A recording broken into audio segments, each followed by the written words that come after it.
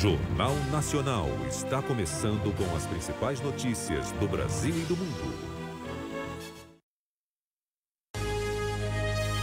Boa noite.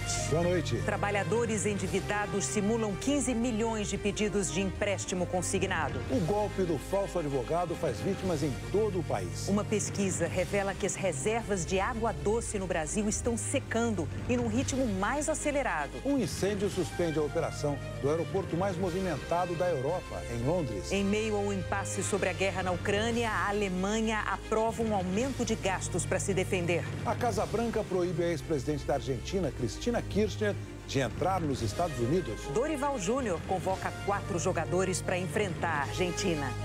O Jornal Nacional está começando.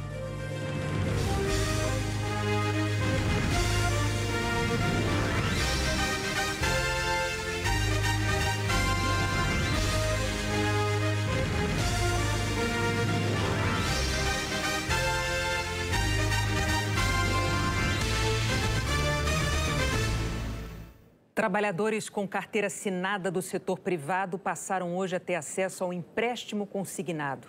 Nesse primeiro dia, as simulações ultrapassaram 15 milhões.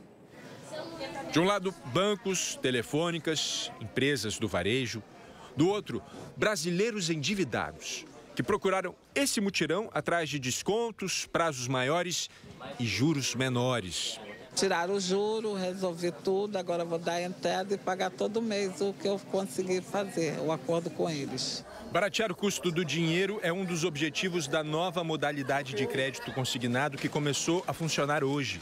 A promessa do programa Crédito do Trabalhador do governo federal é de juros mais baixos para todos os 47 milhões de trabalhadores que têm carteira assinada ou empregados dos MEIs, microempreendedores individuais. Nessa primeira fase, a contratação será feita apenas pelo aplicativo da carteira de trabalho digital, mas é preciso autorizar o acesso dos bancos aos dados. A partir do mês que vem, a operação também poderá ser feita diretamente nos aplicativos dos bancos e instituições financeiras conveniadas. Uma das novidades do serviço é que quando o trabalhador acessar o sistema e informar quanto precisa emprestado, ele vai receber uma série de ofertas, como se fosse um leilão, e vai poder escolher aquela que oferece as melhores condições de pagamento, parcelamento, juros. O desconto vai ser feito direto na folha de pagamento e as parcelas mensais não podem ultrapassar o limite de 35% do salário. Na hora da contratação do empréstimo, o trabalhador pode usar como garantia até 10% do saldo no FGTS ou 100% da multa rescisória em caso de demissão. A partir do dia 25 de abril, também será possível fazer a migração, ou seja, trocar um empréstimo com juros mais altos por essa nova linha, com taxas mais baixas. O uso do FGTS ainda precisa ser regulamentado pelo Conselho Curador do Fundo, o que está previsto para acontecer no dia 15 de junho. Mas na prática, os bancos já estão concedendo essa modalidade de empréstimo. Só nessa sexta foram mais de 15 milhões de simulações, 1,5 milhão de propostas e 1.400 contratos fechados. Samuel Barros, do IBMEC, alerta que esse dinheiro não deve ser usado para contrair novas dívidas.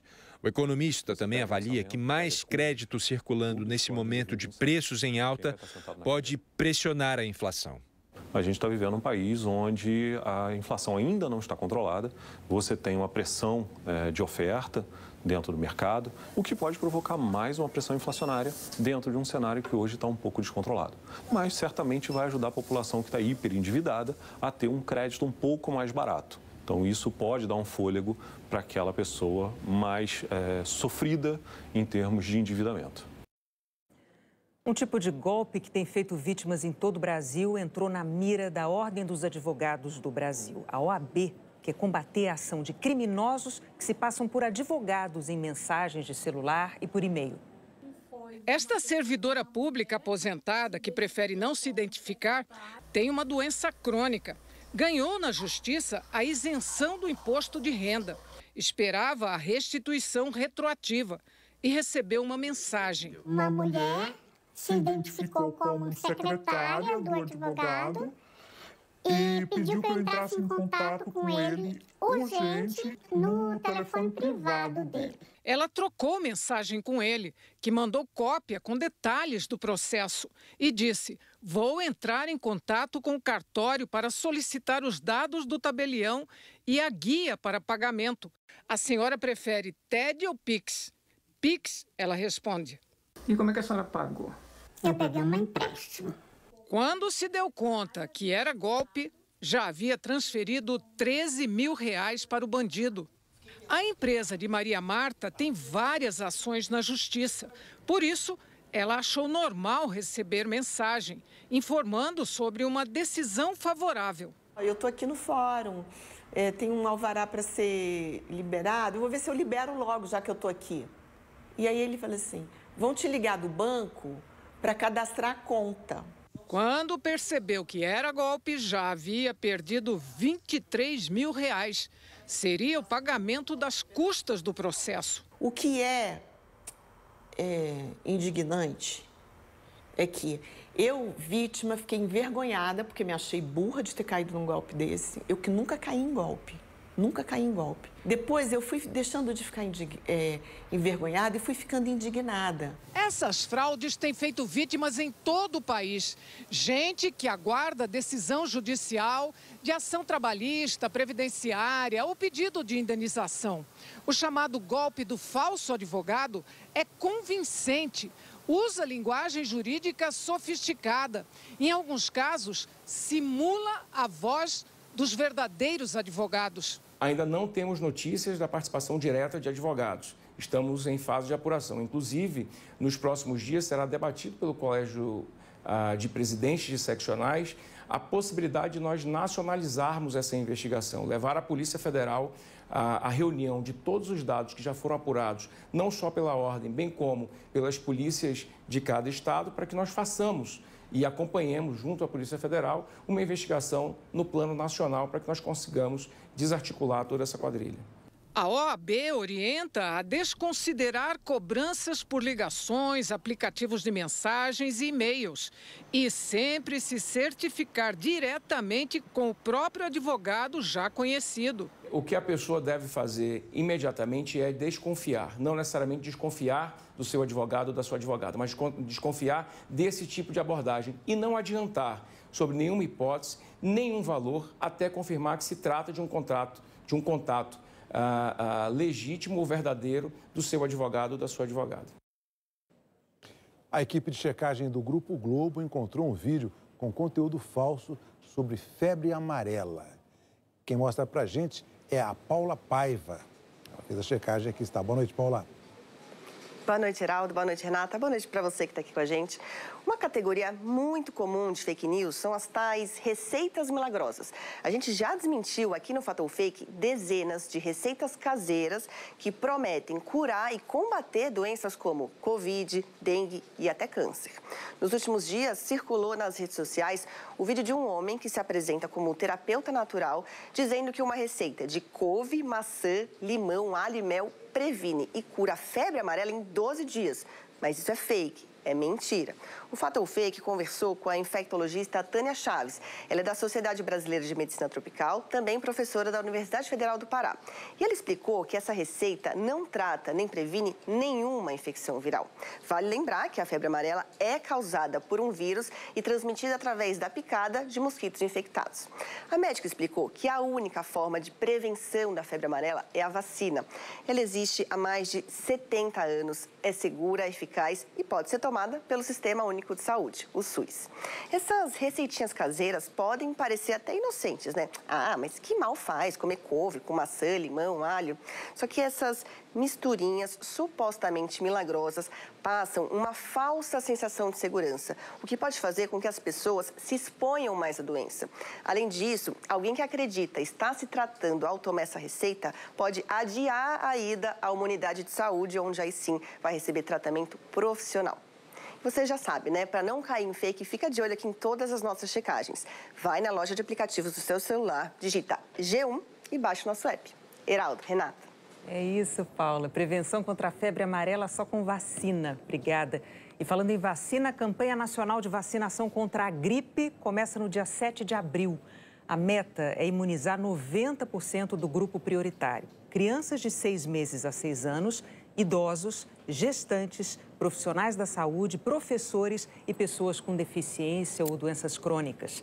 Na região norte, a campanha vai começar em setembro, quando ocorre o período de pico da gripe. A seguir, a ofensiva de Donald Trump contra o Departamento de Educação dos Estados Unidos. Um incêndio no aeroporto mais movimentado da Europa causa o cancelamento de mais de 1.000 voos.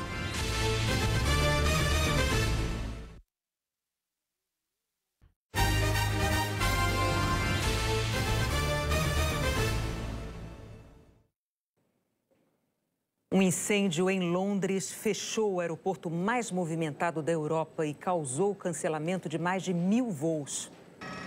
A pista do frenético aeroporto de Heathrow ficou vazia. É uma imagem rara. A primeira vez em 15 anos que o aeroporto mais movimentado da Europa e o quinto do mundo tem que fechar completamente. A última foi em 2010, por causa da fumaça daquele vulcão da Islândia. Dessa vez, a causa foi um incêndio numa subestação de energia que abastece o aeroporto. O fogo destruiu o transformador principal e o gerador reserva. No meio da madrugada, a administração de Heathrow afirmou que hoje o aeroporto ficaria completamente fechado. As autoridades fecharam os acessos ao aeroporto e pediram que as pessoas não fossem até lá. Mas muita gente já estava a caminho e ficou na estrada, de mala, meio sem rumo. Na hora que Heathrow fechou, 120 aviões foram desviados para outros aeroportos do Reino Unido e também para Irlanda, Espanha e França. Alguns voos da Ásia e dos Estados Unidos deram meia volta e pousaram no local de origem. No total, o incêndio afetou 1.351 voos. A Eliane saiu de São Paulo com destino ao Egito e faria uma escala em Londres. Acabou parando na Espanha. Aqui em Madrid, aterrissamos, ficamos 2 horas dentro da aeronave, esperando poder descer.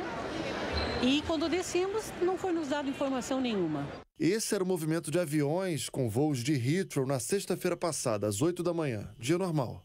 E esse foi o movimento hoje, às 8 da manhã.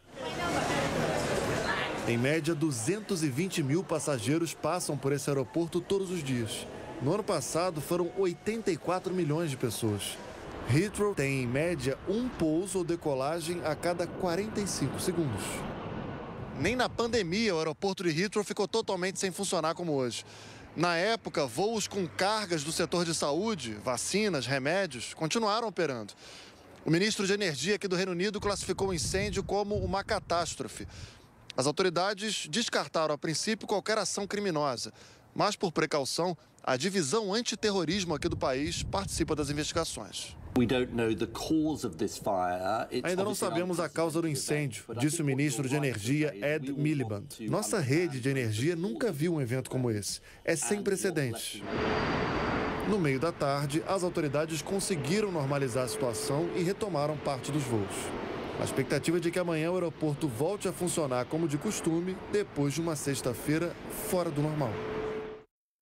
O ministro da Defesa de Israel ameaçou anexar parte da faixa de Gaza se o grupo terrorista Hamas não libertar os 59 reféns que ainda estão sequestrados.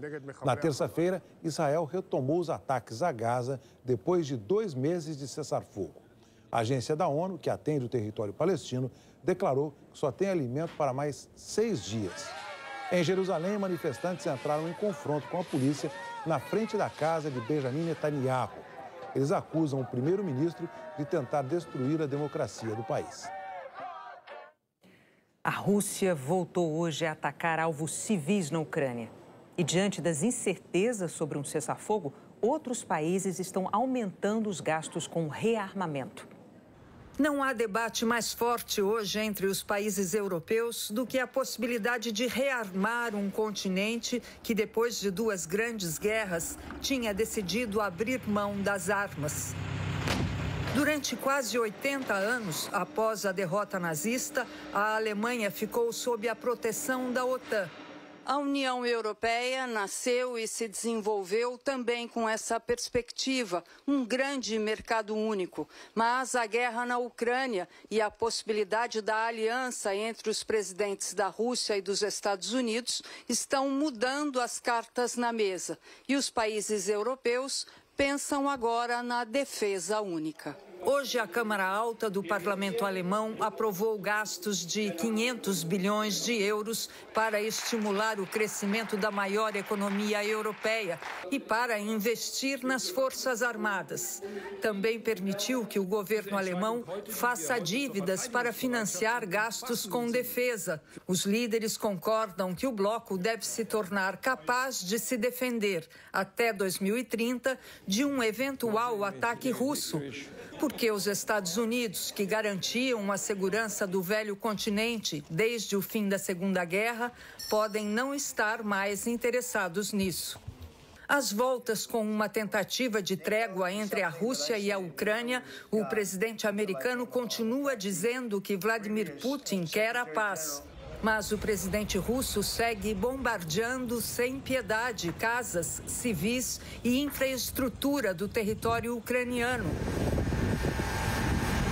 Na noite passada, um forte ataque a Odessa usou novas táticas, com drones em alta velocidade e em várias ondas para dificultar as defesas aéreas da Ucrânia. Civis ficaram feridos.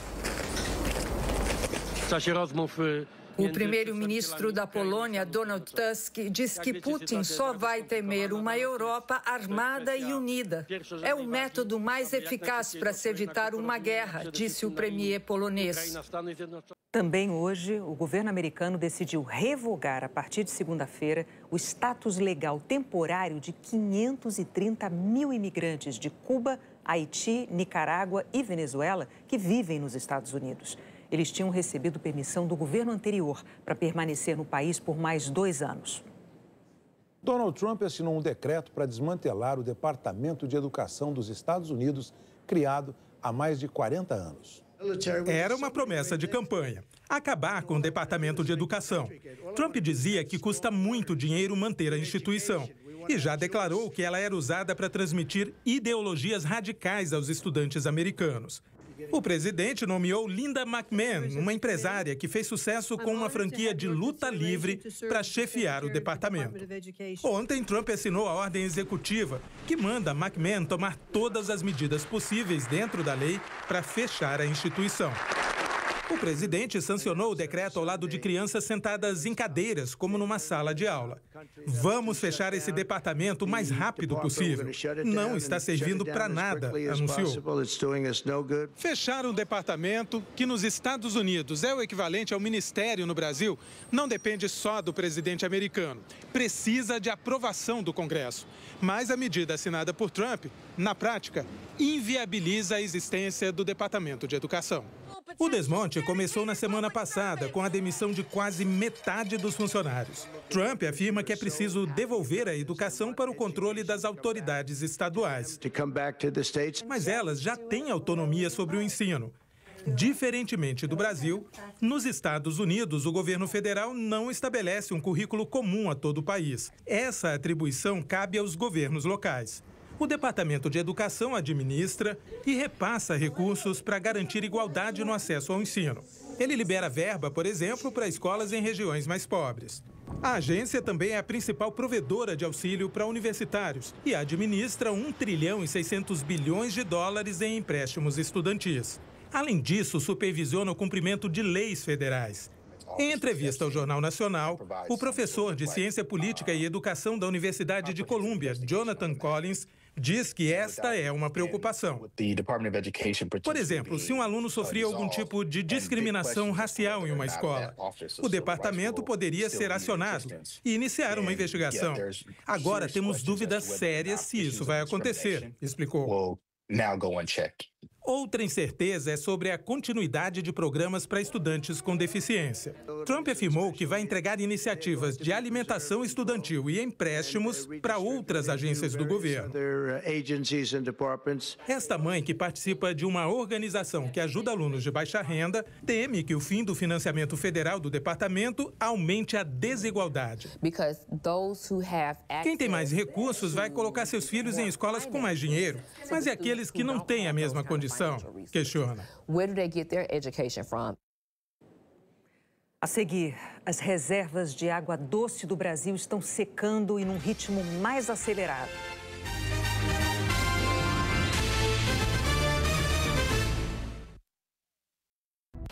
A partir de 2026, pela primeira vez na história, quem ganha até R$5.000 não vai mais pagar imposto de renda. É imposto zero. Com a aprovação dessa proposta, o governo vai beneficiar 10 milhões de brasileiros. E para compensar a arrecadação, apenas 141 mil pessoas de alta renda vão passar a contribuir com o mínimo. É mais dinheiro no bolso para aquecer a economia e fazer o país crescer mais. É o governo federal construindo um Brasil mais justo.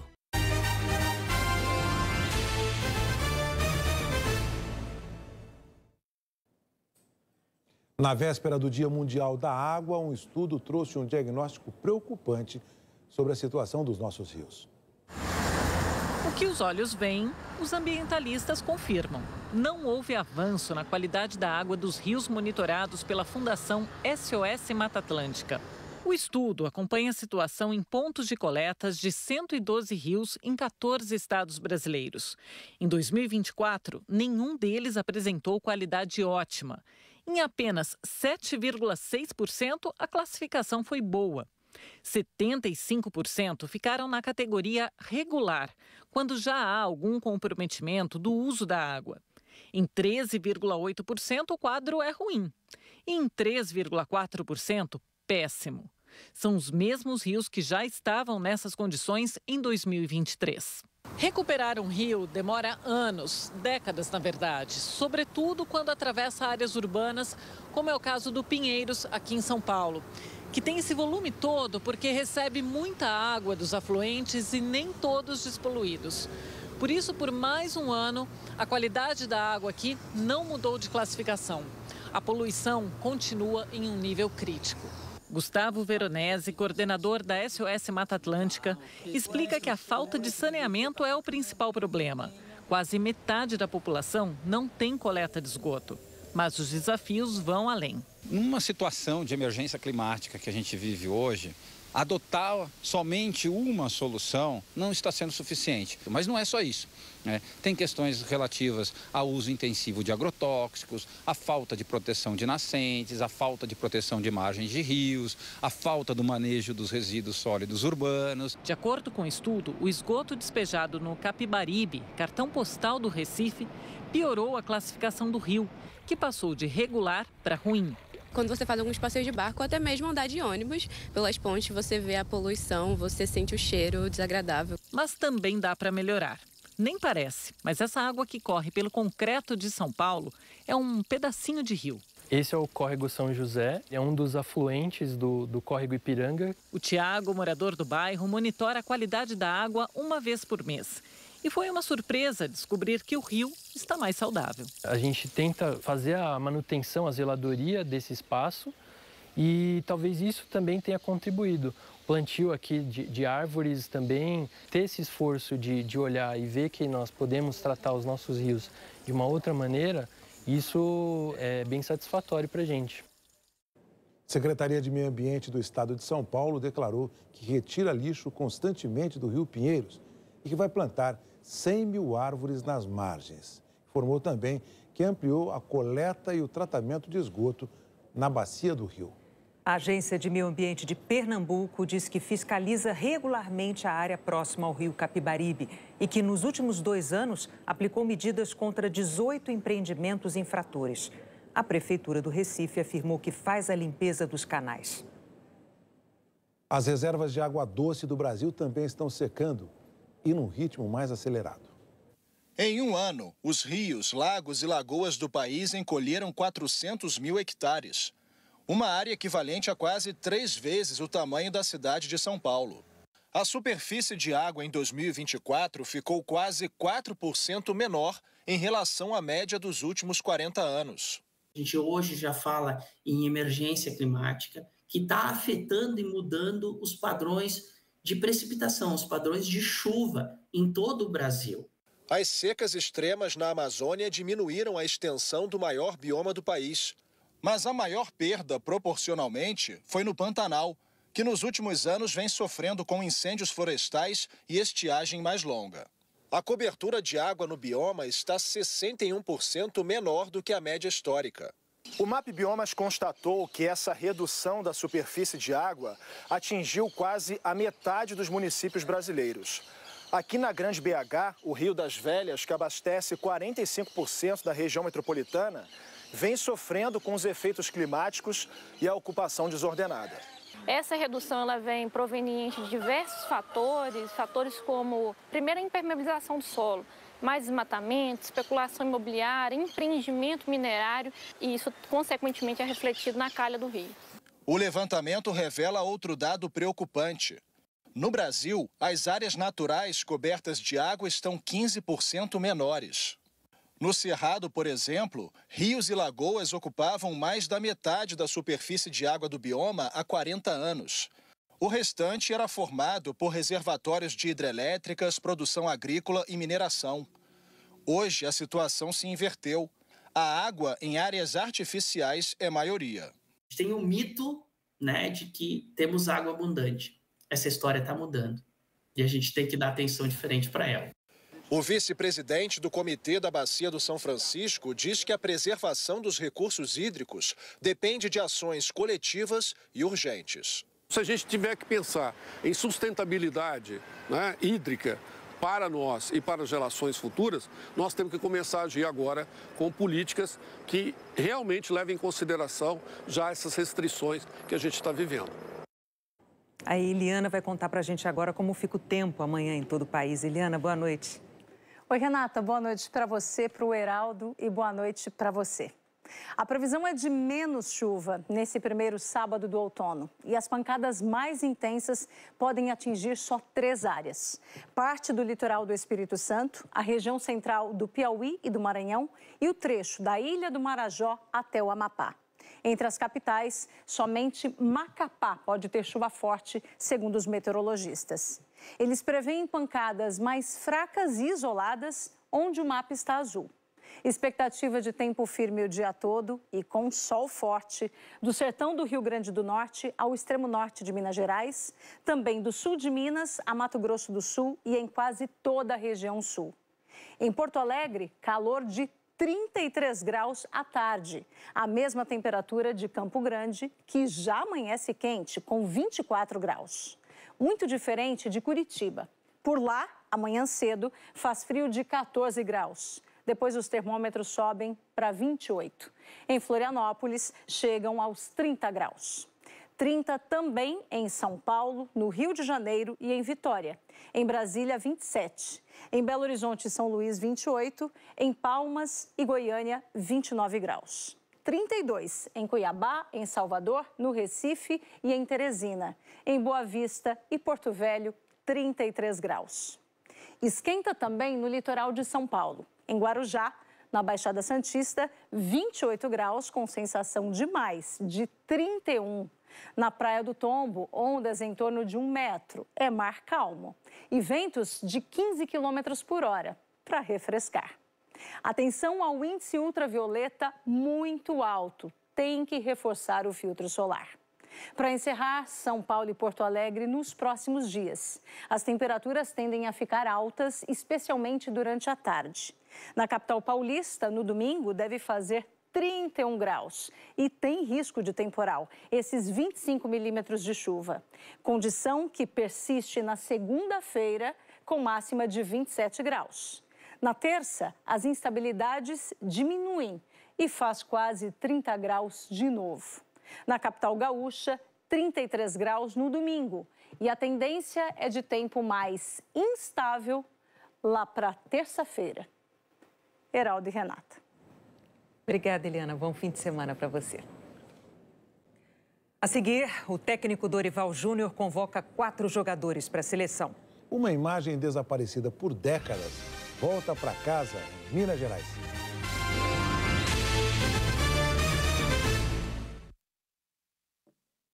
Olá, boa noite. Passando aqui para trazer os destaques de amanhã no SP1. Sábado é Dia Mundial da Água. E em 2025, muita gente ainda sofre com a falta de abastecimento na região metropolitana de São Paulo. Parece problema da Idade Média, né? E falando nisso, nesse fim de semana tem o Festival Medieval, com torneios de combates, gastronomia e brincadeiras para quem quer se transportar para o passado. As principais notícias da nossa cidade você vê às 11h45 no SP1.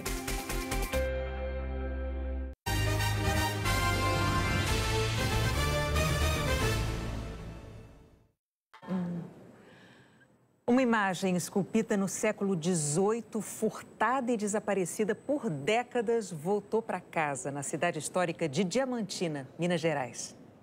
A igreja de São Francisco de Assis se preparou para receber o morador ilustre, a imagem de São Bento, desaparecida há mais de 2 décadas. Esculpida em madeira, tem 37 centímetros de altura e um detalhe especial, olhos de vidro. A técnica de inserção dele, ele é feito depois que a imagem está pronta. Então, se o escultor não for habilidoso, ele corre o risco de danificar a imagem. Seu José Paulo, de 94 anos, é historiador e diz que a escultura foi levada para proteger a comunidade das cobras que viviam no terreno onde a igreja foi construída em 1762. Como São Bento é um defensor das pessoas picadas de cobra, então sugere perfeitamente que a imagem de São Bento deveria estar naquela igreja em razão disso. A imagem de São Bento ficou aqui na igreja de São Francisco até a década de 1970, quando foi levada para a Catedral de Diamantina a pedido do bispo da época, que queria criar um museu de arte sacra. Só que esse museu nunca saiu do papel. Com o passar dos anos, várias imagens retornaram para as igrejas de origem, mas a de São Bento nunca mais voltou. E só depois de muito tempo é que perceberam que ela tinha sido furtada. O Ministério Público de Minas encontrou a imagem anunciada num leilão em São Paulo. O patrimônio cultural, ele precisa estar exatamente no local de origem. Então é muito importante que essas peças permaneçam nas igrejas de Minas Gerais. A imagem voltou para Diamantina e foi apresentada à comunidade numa celebração lotada de fiéis ontem à noite. Estamos aqui celebrando a Eucaristia em agradecimento pelo encontro dessa imagem que volta à sua casa, para a alegria não só da comunidade, mas de toda a arquidiocese. Um reencontro marcado pela emoção. Nossa, é uma alegria imensa, não tem nem como explicar, né? É uma emoção muito grande ver a imagem retornar à casa dela de novo, né? O Jornal da Globo é depois do Globo Repórter. Boa noite. Boa noite, bom fim de semana.